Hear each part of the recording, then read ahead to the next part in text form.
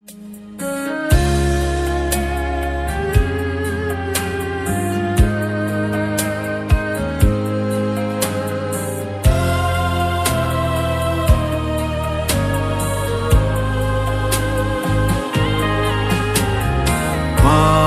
he số thô gian su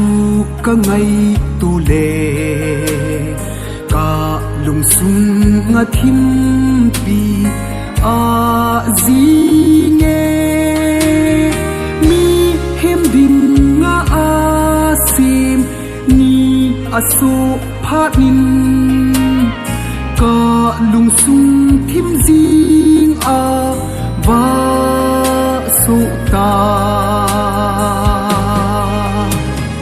ke mazi in Calvary zonin a che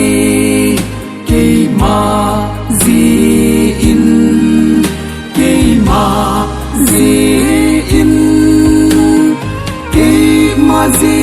in Calvary zonin a che ai ra do na a thi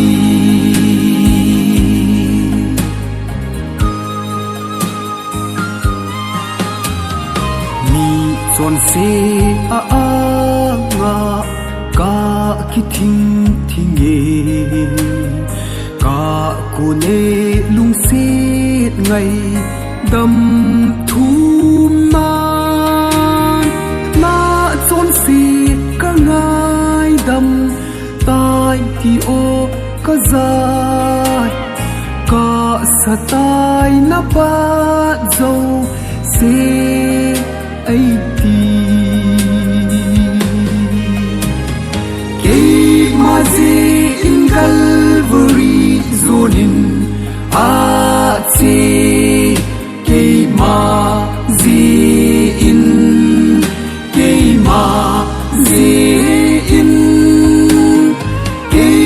mazi in Calvary zonin a che ai ra do na a thi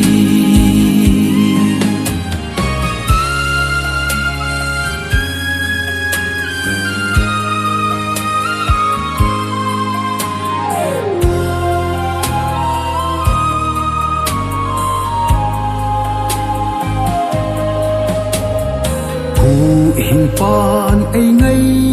lu a kidang he va na lal to na a hin